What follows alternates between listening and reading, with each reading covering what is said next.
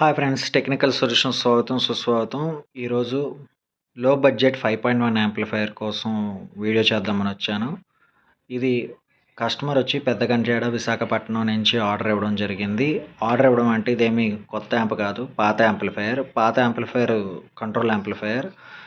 చాలా problems face చేశారు. Friends, Visakhapatnam beach side ఉండడం వల్ల మనకి కంట్రోల్స్ అనేవి తుప్పడుతూ ఉంటాయి.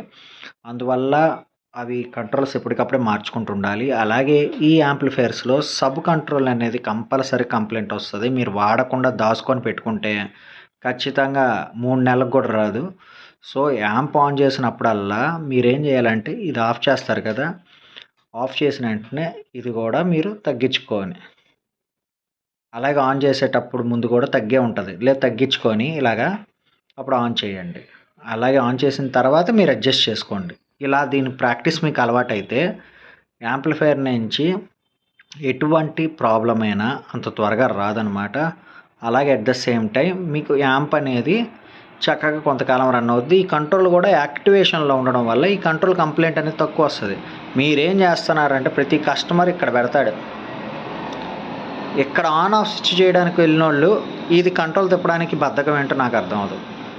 యాక్చువల్‌గా మన సిస్టమ్ అంటే మన తాతల ముత్తాతల నుంచి అవ్వచ్చు, మన సీనియర్స్ అవ్వచ్చు, మన ముందోళ్ళు అవ్వచ్చు, ఎవరైనా సరే అప్పుడులో ఆన్ చేసేటప్పుడైనా, ఆఫ్ చేసినప్పుడైనా ఈ కంట్రోల్స్ అన్నీ నార్మల్ చేసుకొని ఆన్ చేయడం, ఆఫ్ చేయడం చేసేవారు. ఇప్పుడు మనం అందరం రిమోట్‌లు వచ్చేయడంతో డైరెక్ట్ రిమోట్ నొక్కేస్తున్నాం. లేదంటే ఇక్కడ బటన్ నొక్కుతున్నాం. నా కస్టమర్లు కొందరైతే డైరెక్ట్‌గా ఆఫ్ చేస్తున్నా, డైరెక్ట్‌గా ఆన్ చేస్తున్నారంట. భయ్యా అది రాంగ్ ప్రాక్టీస్. ఎలాంటి యాంప్లిఫైయర్ ఎవరి దగ్గర చేయించుకునే యాంప్లిఫైయర్ అయినా ఏదైతే సబ్ కంట్రోల్ ఉందో అది జీరో చేసుకోండి. కొందరి సబ్ కంట్రోల్ ఉండదు, మాస్టర్ కంట్రోల్ ఉంటుంది. మాస్టర్ కంట్రోల్‌ని జీరో చేసుకోండి. అప్పుడు ఆన్ చేసుకోండి. ఆ తర్వాత చేసుకోండి. ఓకేనా? లోపలికెళ్తే ఏమీ లేదండి. పాత యాంపే కాబట్టి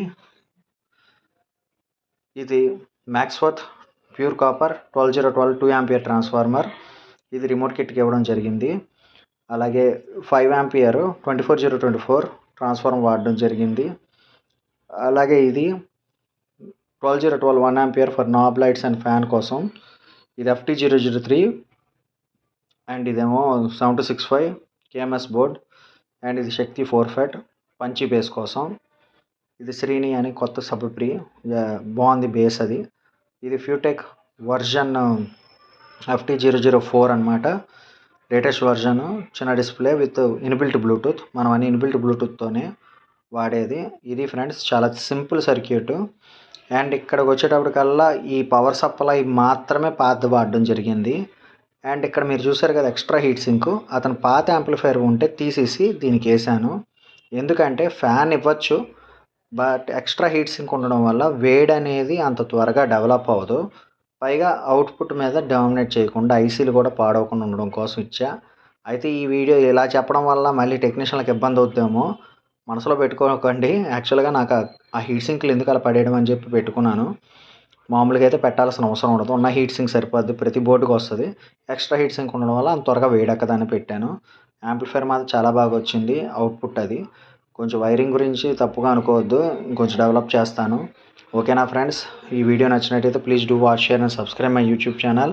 ఇలాంటి యాంప్లిఫైయర్ కావాలంటే ఇప్పుడు వ్యాలంటైన్స్ డే స్పెషల్ కింద సేమ్ ఇలాంటి క్యాబినెట్తోనే, ఇలాగే 3.5 ఇంచెస్ క్యాబినెట్తోనే, ఇలాంటి రిమోట్ కిట్లతోనే మీకు 13,000 రూపాయలకి యాంప్లిఫైయర్ చేయడం జరుగుతుంది.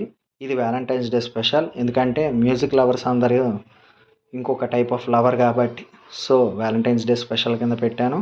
ఎవరికైనా ఇంట్రెస్ట్ ఉంటే పింగ్ చేయండి. Thank you.